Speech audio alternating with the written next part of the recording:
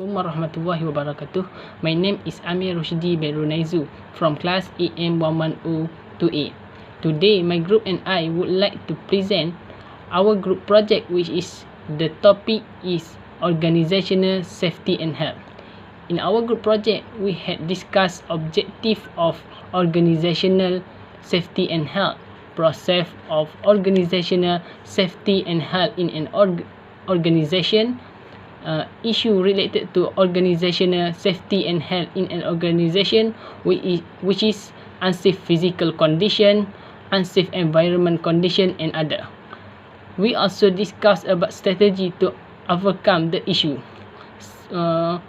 such as train the employees, inspect workplace, and other. That's all from me. Thank you. Assalamualaikum, my name is Safina Zmi Muhammad Zailal. Today I'm going to present about the definition of organization safety and health.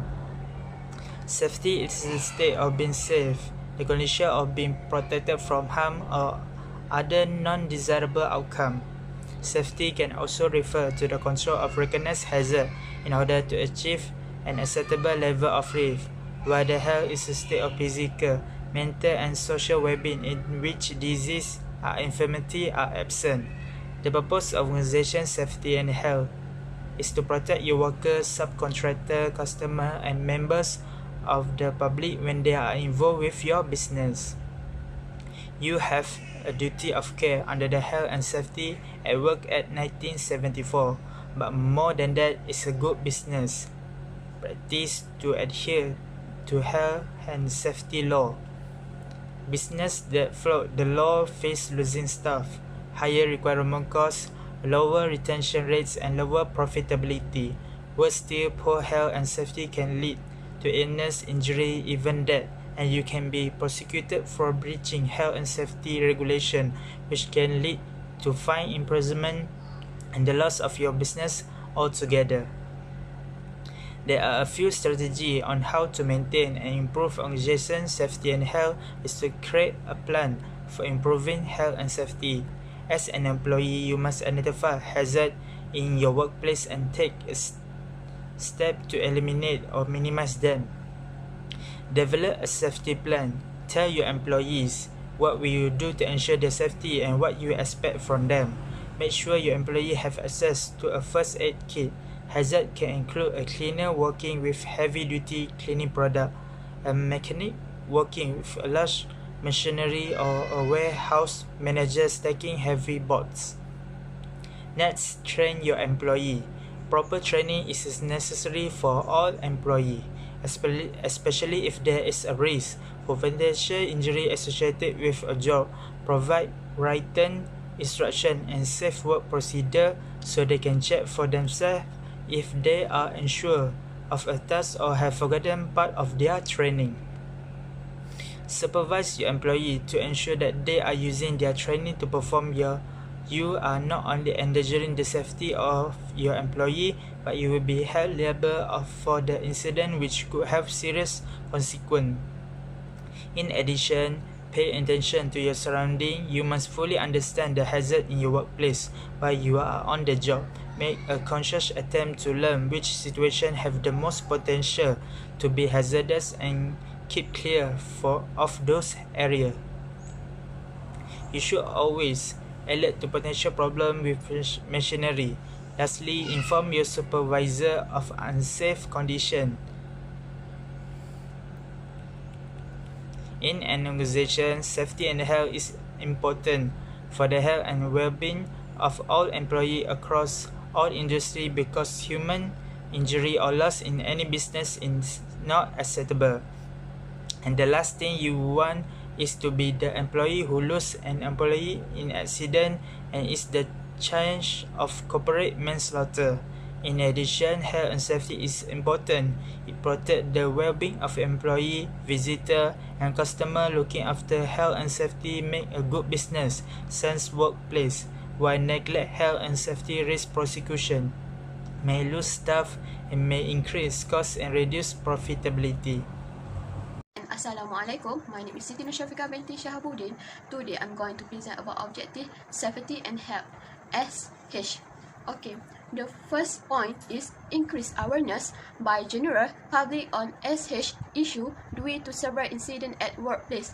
Okay, it means the risk of accident is the accident that workers are aware of and that they are unaware of. However, there is not denying that accidents are difficult to eliminate. It's an unexpected thing and it can happen anywhere and anytime. However, employers and workers can still take some action to reduce their risk. Therefore, in order to prevent and minimize the risk of accident, an assessment should be made on the safety and health activity of the workers themselves. Example of occupation safety and health activity are the employee awareness raising program on the importance of occupational safety and health. The second objective is pressure from labor union and NGO calling on employers to be more conscious on S&H safety and health. It means the high commitment of the employer is very important in terms of safety and health, especially in terms of the preparation of general public and occupational safety and health, as well as in the implementation of the policy. Employers need to plan and carry out related programs or activities such as identify hazard, establish safety commits, providing training to employees, and many more. The implementation of the activity need to be monitored, updated, and continuously improved to ensure their effectiveness.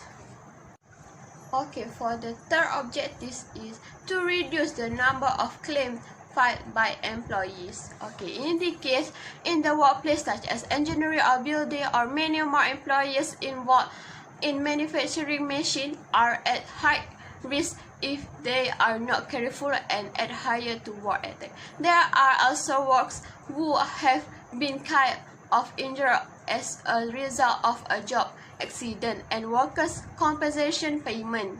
An example of accident caused in this line in organization productivity also explaining that the accident injured and suffering suffered by the employee not only affect the employee but also that the employer who feeling the effect. Therefore, cost-oriented employers should record the need to control the safety and health of workers to prevent accident and disruption to workers' health. Okay, for the last objective is increase knowledge and experience on issues pertaining to workers' protection and its impact to productivity and organization effectiveness. Okay, it means about the OHS program can also help reduce the impact of this dangerous. Occupational health and safety are of great benefit to the company, as healthy workers are granted to be more productive. Company and employers management must provide a safe working environment for all employees. Working conditions while working in the expecting economy should include important determination of work, house, wages, health protection, and many more. Assalamualaikum, my name is Nur Amira binti Muhammad Zawawi. I am from Group AM1102A. I'm going to present to you about the occupational safety and health in an organization. Occupational safety and health, including compliance with the OSH requirements pursuant to national laws and regulation and practice, is the responsibility and duty of the employer.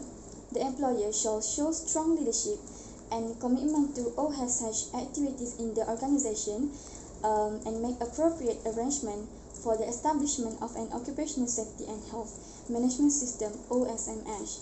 The system shall contain the main elements of policy, organizing, planning and implementation, evaluation and action for improvement. Policy include activities related to development of the organization OSH policy statement and structures and practice that ensure active and meaningful worker participation in OSH arrangement. Organizing addresses the establishment of OSH responsibility and accountability structures, a training system, competency definition, documentation practice, and a communication system. Planning and implementation addresses those activities associated with the fulfillment of the principle expressed in the OSH policy statement.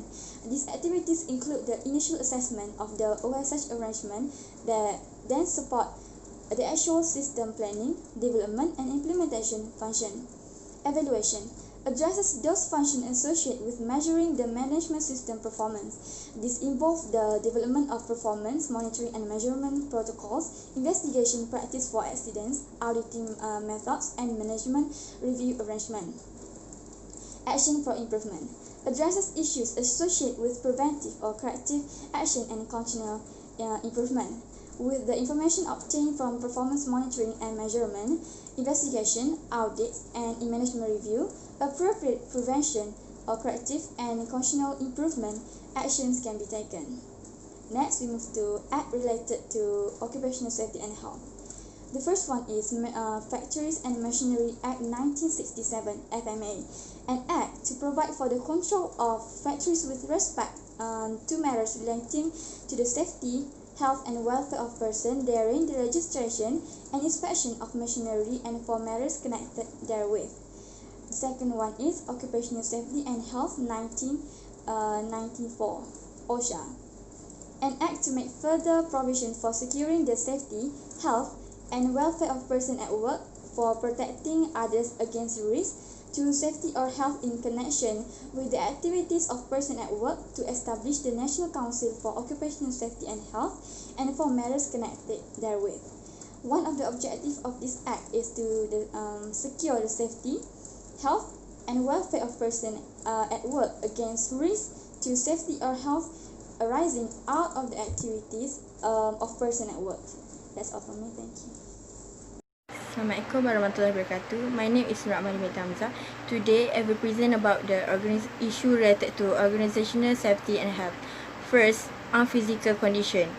Unphysical condition happen when the activity are unconditionally happen. This activity can be happen at a workplace and it is a failure to maintain this facility. First example of unsafe physical condition is defective or there are faulty the equipment. Second, unsafe environmental condition. Under this condition, workers are exposed to many circumstances that surround them during their working day. The excessive presence of these threatening elements are first, virus infection at the workplace. So the manager should give an advice for a worker to always take care of the hygiene at the workplace. Third, risky or harmful behavior. Risky or harmful behavior are the lack of consciousness from the employee may be a reason of the incident that happened at the workplace, and the failure of the employee to follow the instruction may harm herself. This is because the low attention about protection from the worker. Four, insufficient working skill and physical ability. The incident that probably will be happen because the employee are lack of knowledge and skill to handle the job. For example, the employee are poor in vision or eyesight, and it will make the manager feel very hard to give a job regarding the typing to the employee. There are also the employee that poor in hearing, and it will be difficult for the company to focus on their job if the company need to find a new worker because it need to contribute money to make an interview. And lastly, deficiency in physiological and psychological attributes. The employee also have an issue that in personal or at their workplace. For example, feeling stressed because of many work that the employee should do.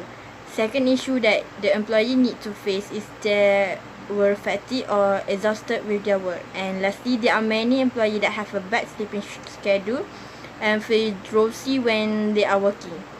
There are also depression issue that involved by a worker, and it happen when they are too stressed or they cannot express their feeling or fatigue to anyone else. Thank you. Assalamualaikum warahmatullahi wabarakatuh. My name is Akil bin Jaffi from Group AM 1102A. My part today, I'm going to explain the strategies to overcome organizational safety and health issues in a company or organization. I will explain the definition first, but don't worry, it is a short of definition. OSHA has recently updated the guidelines for safety and health program it first released 30 years ago to reflect change in the economy, workplaces, and involving safety and health issues. For the first strategy is inspect your workplace. So regularly check all equipments and tools to ensure that they are well maintained and safe to use. Also check storage areas and review safe work procedure. Second strategy is train your employees. Proper training is necessary for all employees, especially if there is a risk for potential injury associated with a job. Provide written instruction and safe work procedures so they can check for themselves if they are unsure of a task or have forgotten part of their training. Third strategy is implement safety protocols from the start.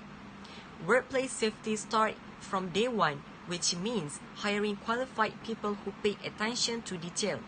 A safe workplace starts with employees who follow safety requirements and perform their jobs per the established procedure. Some employers work with a physical therapist to analyze the physical demands of its job role. The findings are used to create functional job analysis and post pre-placement functional testing. Fourth strategy is have a regular meeting on workplace safety. It never hurts to be over-prepared. Regular meetings to review safety rules and discuss prevention to keep workplace safety top of mind so that when something does happen, everyone knows what to do right away. As an employer, it's your responsibility to protect your employees and provide a safe workplace. Next, provide health and safety training. It is a must to provide required safety training programs for all employees who should necessarily include emergency action plan training and how to treat yourself while injured and alone. Make sure the employees are well efficient at the time of crisis by holding fire and emergency drills from time to time. Encourage employees to be responsible if they fall sick and take leaves without reprimand. Besides that, coordinate with facility management. Also, the important thing you need to do to avoid the safety and health issues. Facilities department play an important role in carrying out safety policies for business. By harmonizing occupational health and its safety goals in the organization, facility manager can better protect employees, encourage them to invest in safety tools and equipment. In addition, auditing and reviewing performance is also an important thing that the company or organization should do. The organization should review and improve its safety and health management system continuously so that its overall safety and health performance improve constantly.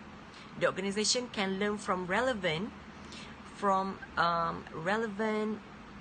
experience and apply the lessons.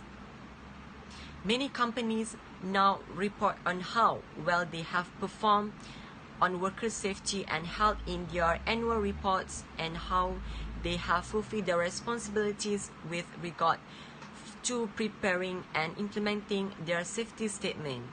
So I think that's all from my part, and thank you for giving me the chance to do this assignment. I have a lots of information that I got during this assignment, and thank you so much. Assalamualaikum. Firstly, I want to introduce my name is Muhammad Shafiq bin Supian from class AM11028. Okay, today I will present about the conclusion that issue relate to organization safety and health. The first conclusion is unsafe physical condition. This activity can be happen at a workplace, and it is a failure to maintain this facility. First example of unsafe physical condition is defective or they are faulty at the equipment. Second, inadequate machine guards. Thirdly is insufficient protective equipment that must be provided from the company to save the worker from being unsafe. Okay. lastly, slippery floor is the most concerned things the manager should be concerned because there are many incidents that happen with a slippery floor, and the last unsafe physical condition is torn carpet. The manager need to change the carpet that are torn so the safety of worker is awake.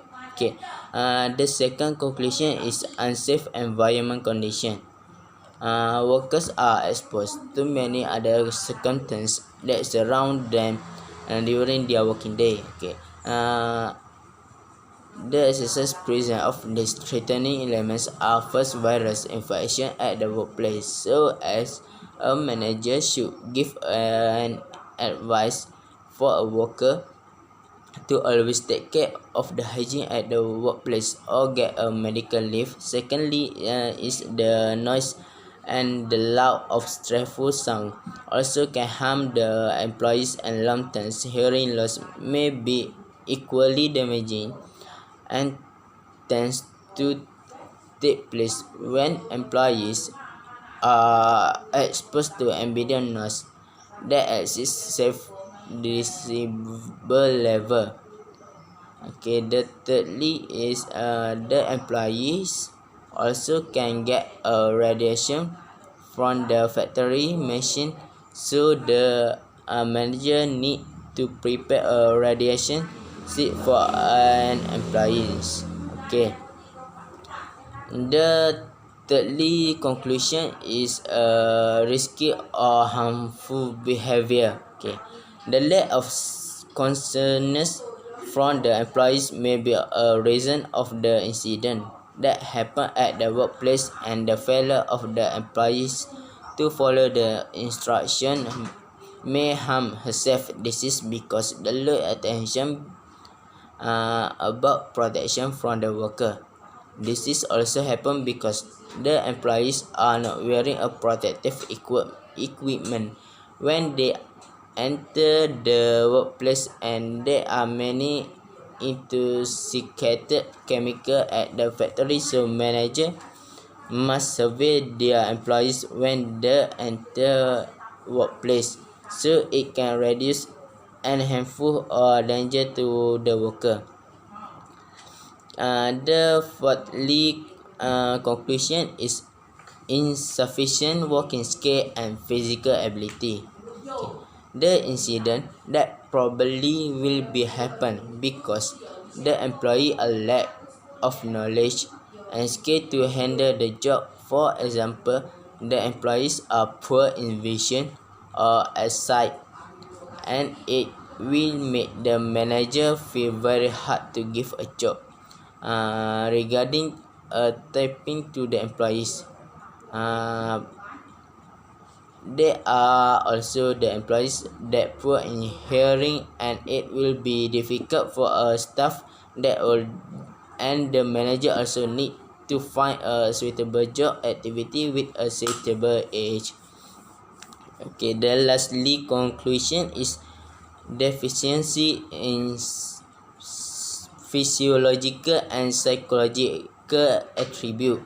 The employees also have an issue that happen in a personal or at their workplace. For example, feeling stressed because of many work that the employees should do. The second issue that the employees need to face is they were fatigued or exhausted with their work, and lastly, there are many employees that have a bad sleeping schedule and feel tired when they are working. Okay, that's all from me. Thank you. Assalamualaikum warahmatullahi wabarakatuh. My name is Muhammad Arif Najahan. Now I will talk about organizational safety and health learning reflection.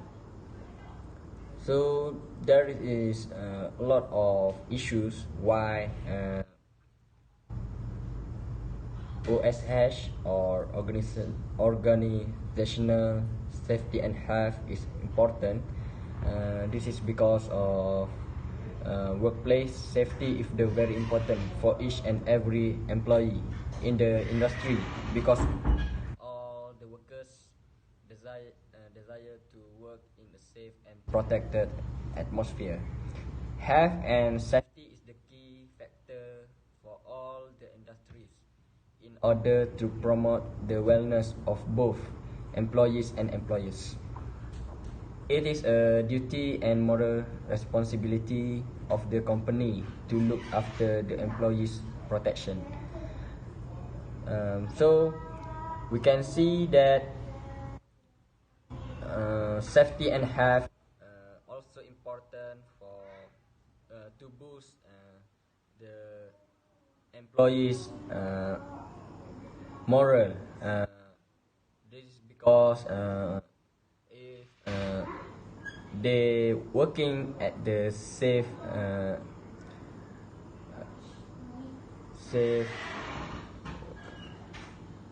safe condition and also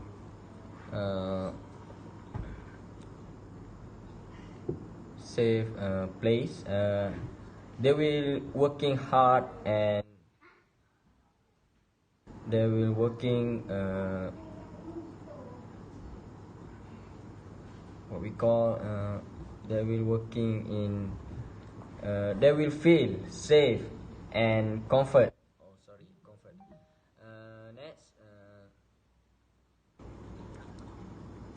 these days workplace health and safety procedures are important for the well-being of both employee and employers, because human loss is immeasurable and interoperable, as such loss or injuries can employ major loss to the family. So that's why I think safety and health is very important for the employee, and actually it's also important for employer, because employee safety is on responsibility of employer. With all of these issues or problem, we can see how important organizational safety and health are. So I hope at the future all of the employee and also employer can work based on safety and health procedure and working based on procedure. That's all from me. Thank you.